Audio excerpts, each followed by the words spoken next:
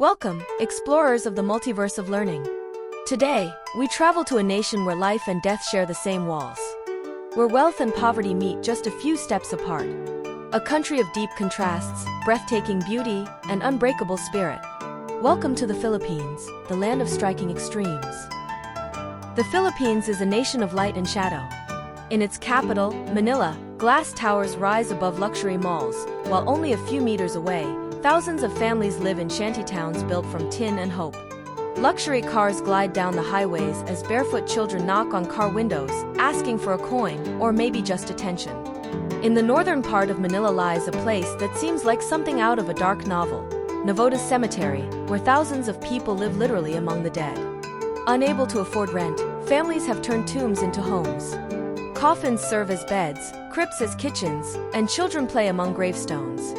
At night, the silence of the cemetery transforms into laughter, songs, and dancing, life refusing to die, even in a city of the dead. Around 10,000 people call this place home, a living community within a place meant for rest.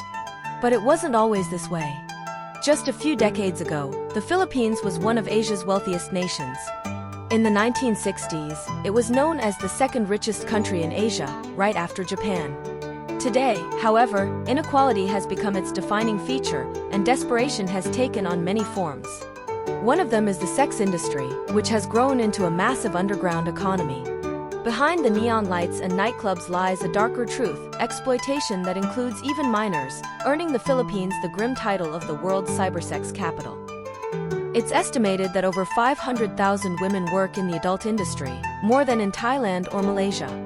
For many, it's not a choice, but survival. Meanwhile, millions of Filipinos look beyond their borders for opportunity. It's said that 8 out of every 10 domestic workers in the world are Filipino. Trained, disciplined, and fluent in English, a legacy of American influence, they're in demand across the globe. These overseas Filipino workers keep their country alive, sending home billions each year. They are called the world's caretakers, but in the Philippines, they're known as the nation's silent heroes. Officially called the Republic of the Philippines, this island nation stretches across more than 7,000 islands between the South China Sea and the Pacific Ocean. It covers nearly 300,000 square kilometers, about twice the size of the U.S. state of Maine or China's Shandong province. Home to over 115 million people, the population is a vibrant mix of Malay, Chinese, Arab, Indian, Spanish, and American heritage, a cultural blend found nowhere else.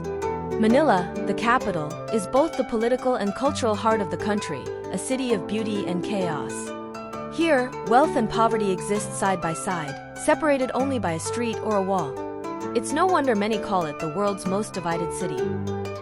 The national flag tells the story of a resilient people, a white triangle for peace, a golden sun for freedom, and 3 stars for unity. But the path toward that freedom was long and painful. Human presence in the archipelago dates back over 67,000 years, with the earliest inhabitants known as the Ida. By the 10th century, trade kingdoms like Butuan and Sulu flourished, influenced by India and China. In 1521, Ferdinand Magellan arrived, marking the start of Spanish colonization. For more than 300 years, Spain ruled these islands, spreading Catholicism and European culture. After the Spanish-American War in 1898, the U.S. took control, bringing English education and modern governance. During World War II, Japan briefly occupied the country until independence was achieved in 1946. Today, the Philippines stands as a democracy of resilience.